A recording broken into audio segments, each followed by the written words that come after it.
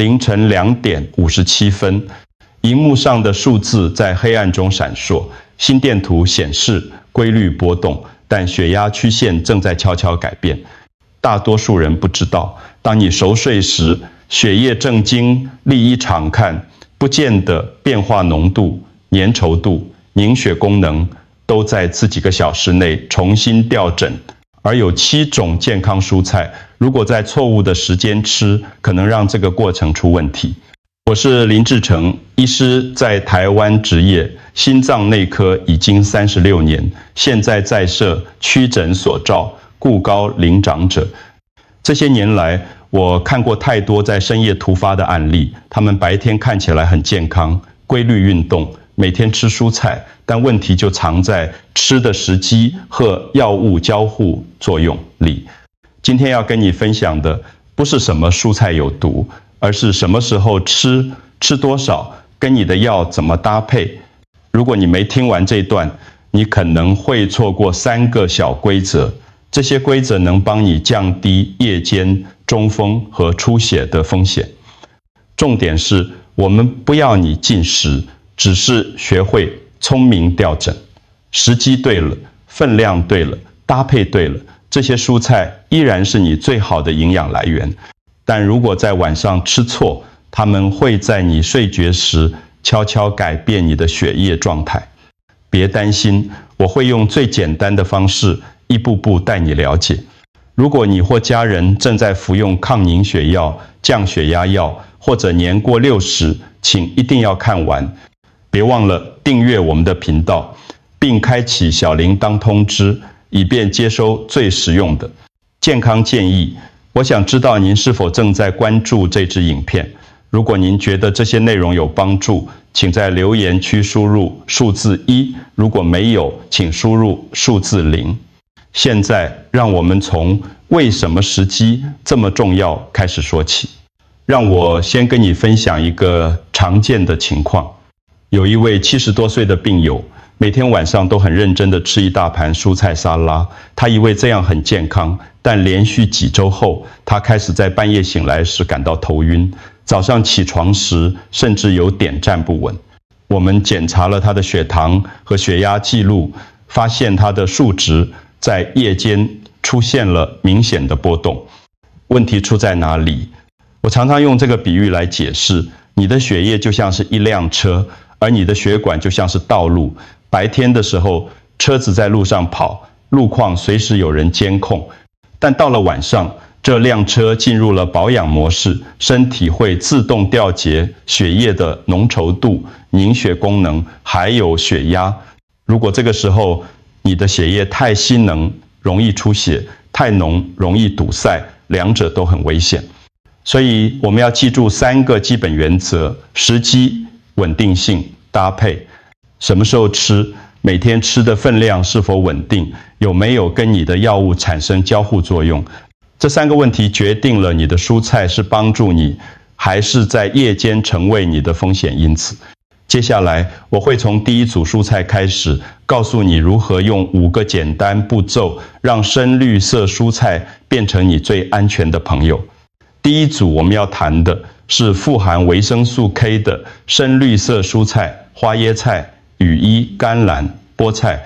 这些蔬菜营养价值极高，但如果你正在服用华法林，一种抗凝血药物，你就需要特别注意。为什么？因为维生素 K 会直接影响华法林的药效。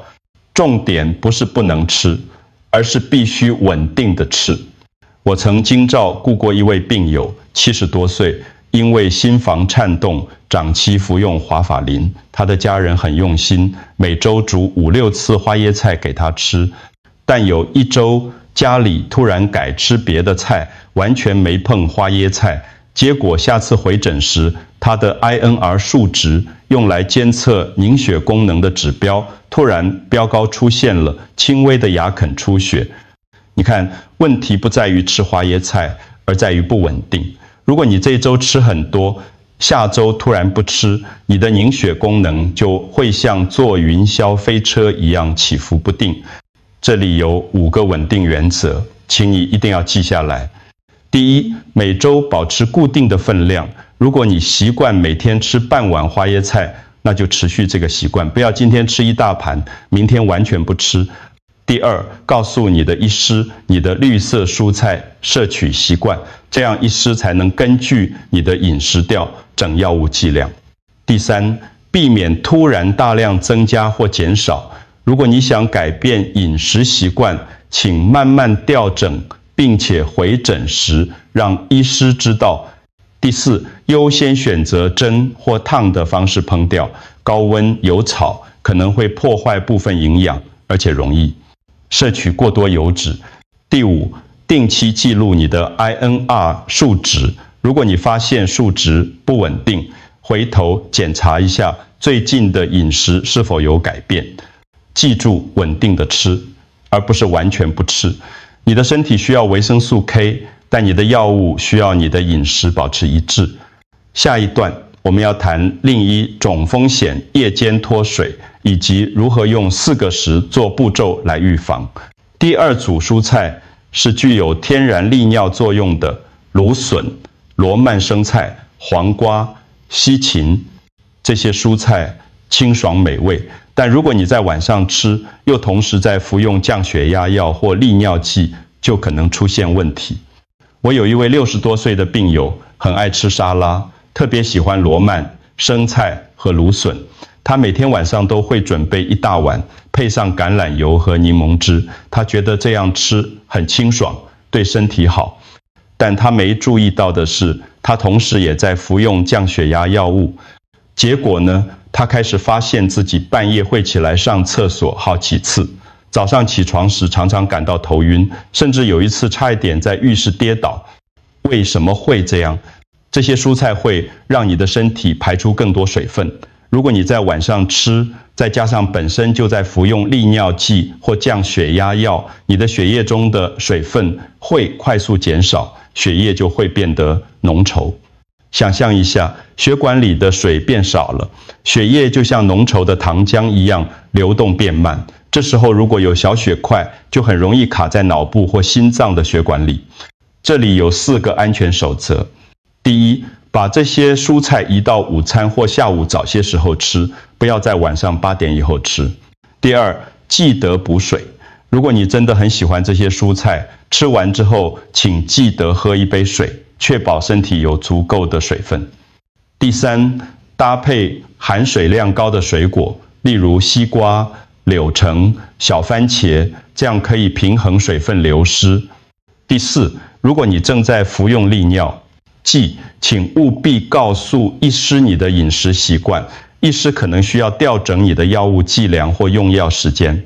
这里给你一个简单的建议，时间表：周1到周5，午餐时吃利尿蔬菜，周末可以淡性一点，但尽量在晚上8点之前吃完。接下来我们要谈一个更隐藏的风险淀粉类蔬菜，如何在夜间引发血糖风暴。第3组蔬菜是升糖指数较高的玉米、生的红萝卜、南瓜。很多人以为这些是蔬菜，就可以放心大吃，特别是在晚上当作宵夜，但其实它们含有大量的淀粉，会快速转化成糖分。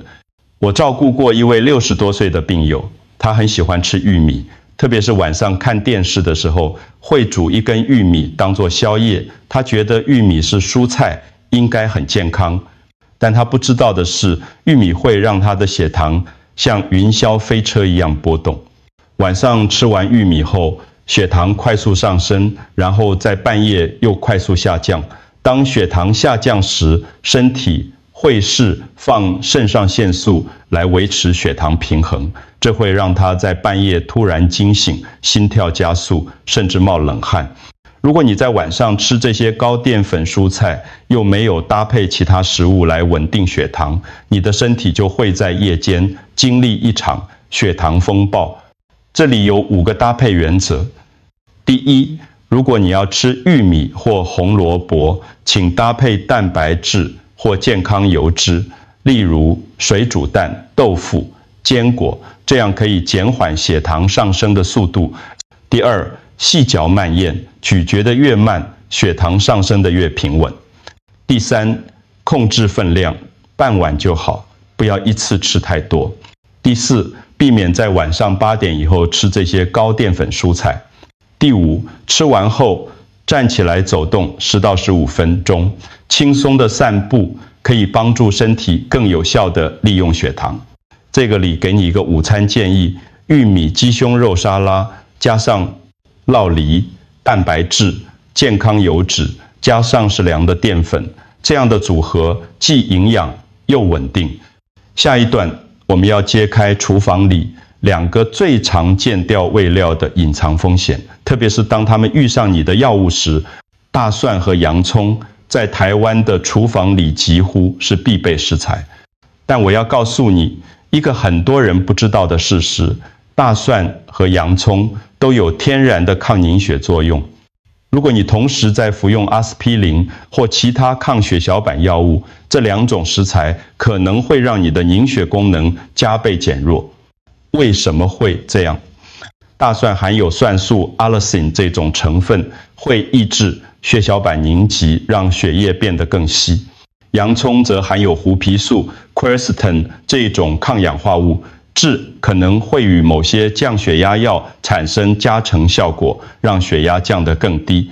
有些病友很喜欢吃大蒜经补充剂，因为听说对心脏好，但同时也在服用阿司匹林，结果开始频繁出现淤青，甚至刷牙时牙啃会出血，有时候还会莫名其妙的头痛。如果你在晚上吃了一大盘炒洋葱或者大量的蒜头料理，再加上你的药物，你的血压可能会在夜间降得太低，导致头晕甚至晕倒。这里有6个重要守则。第1，优先选择煮熟的大蒜和洋葱，烹调可以减少部分活性成分的浓度。第2，不要随意服用大蒜精或洋葱萃取物的补充剂，除非你的医师明确建议。第3，如果你发现身上容易出现淤青或肿胀，请立刻告诉你的医师。第4，不要今天吃很多，明天完全不吃，保持稳定的摄取量。第5，注意料理中的盐分，大蒜和洋葱常常跟盐一起炒，过多的盐会影响你的血压控制。第6，记录你的饮食和药物。如果你发现头痛或头晕的频率增加，回头检查一下最近是否吃了过多的大蒜或洋葱。接下来我们要谈一种看似无害，但在夜间可能造成肠胃不适的蔬菜，特别是当它遇上钙质补充品时。菠菜是个很营养的蔬菜，但它有一个小问题：草酸盐。草酸盐 oxalate 是一种天然存在于菠菜中的化合物。如果你在睡前吃菠菜，特别是搭配富含钙质的食物，例如牛奶、起司钙片，这2种成分会在你的胃里结合，形成不易消化的草酸钙。这会导致什么问题？首先，你可能会感到胃部不适，甚至轻微的胀气。其次，如果你本身有肾结石的倾向，这种组合会增加结石形成的风险。第3，草酸钙会减少你对钙质的吸收，让你补钙的效果大打折扣。更重要的是，如果你在睡前不久吃菠菜，你可能会在半夜频繁起来上厕，所影响睡眠品质。这里有几个实用的解决方案。第1，把菠菜移到早餐或午餐吃，早上的消化系统运作最活跃，可以更有效地处理草酸盐。第2，如果你需要补充钙质或维生素 D， 请与含菠菜的餐点间隔至少2到3小时。第3，用滚水烫菠菜，然后把第1次的水倒掉。这个简单的步骤可以去除大部分的草酸盐。第4，不要在睡前2小时内吃菠菜，给你的身体足够的时间消化。这里给你一个早餐建议：菠菜煎蛋搭配无糖优格，蛋提供优质蛋白质和健康油脂，优格则提供益生菌，帮助消化。这样的组合既营养又不会对你的夜间休息造成负担。最后一组，蔬菜是许多人餐桌上的常客，但它的酸性可能正在影响你的睡眠品质。现在让我介绍最后一位病人张国良，69岁，住在新竹。张国良很喜欢吃意式料理，特别是番茄 bruschetta 番茄面包片，他几乎每天晚上都会吃一份，当作晚餐的一部分。但他开始发现自己在半夜常常会胃酸逆流，感到胸口灼热，有时候甚至会痛到睡不着，而且他还注意到自己偶尔会有偏头痛的情况。为什么会这样？番茄是一种高酸性的食物，如果你在晚上吃大量的番茄，特别是生吃或做成番茄酱，它的酸性会刺激你的胃，增加胃酸逆流的风险。而且番茄属于茄科植物，某些对组织胺 histamine 敏感的人可能会因为吃了番茄而引发头痛或关节不适。我要在这里特别强调，并不是每个人都会对番茄有这些反应，大多数人吃番茄是完全没问题的。但如果你是高龄长者，或者你本身有胃食道逆流、偏头痛的病史，你就需要特别注意番茄的摄取时机。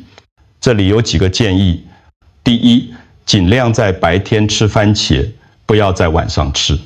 第二，如果要吃，选择煮熟的番茄，烹调可以降低酸性，同时还能提高茄红素 lycopene 一种强大的抗氧化物的吸收率。第三，如果你有胃食道逆流或睡眠问题，避免在晚上吃番茄类食物。第四，可以搭配富含镁的食物，例如馕、瓜子或黄豆，镁有助于稳定神经系统，减少头痛的风险。最重要的是，聆听你的身体。如果你吃了番茄后感到不舒服，那就调整时间或分量，不要极端地完全禁食，也不要忽视身体的警讯。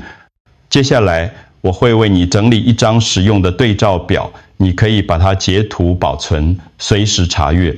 现在我为你整理一个简单的对照表，方便你随时查阅。花椰菜、羽衣甘蓝、菠菜、维生素 K， 风险影响抗凝血药效果，安全吃法，稳定分量，每周一治。用药注意：服用华法林者需告知医师。芦笋、罗曼、生菜、黄瓜、利尿，风险夜间脱水、血液浓稠。安全吃法：午餐或下午吃，记得补水。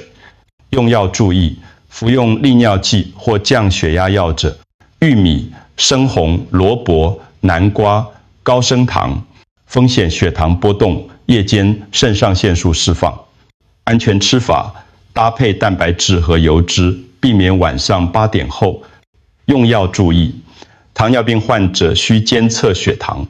大蒜、洋葱抗凝血，风险与抗血小板药物加成。安全吃法：煮熟食用，避免补充剂。用药注意：服用阿司匹林者，菠菜、草酸盐，风险影响钙吸收，可能形成结石。安全吃法：早餐吃，烫过去水。用药注意：补钙者需间隔。番茄酸性，风险胃酸逆流、组织胺反应。安全吃法：白天吃，煮熟较佳。用药注意：胃食道逆流患者，3天食用菜单范例：第1天，午餐花椰菜鸡腿，分量稳定，搭配优质蛋白质。第2天，午餐芦笋、鲑鱼记得喝水。第3天，早餐菠菜蛋饼，下午番茄蔬菜汤。好，我们快速回顾一下今天的7个黄金原则。1. 时机不是不能吃，而是要选对时间吃。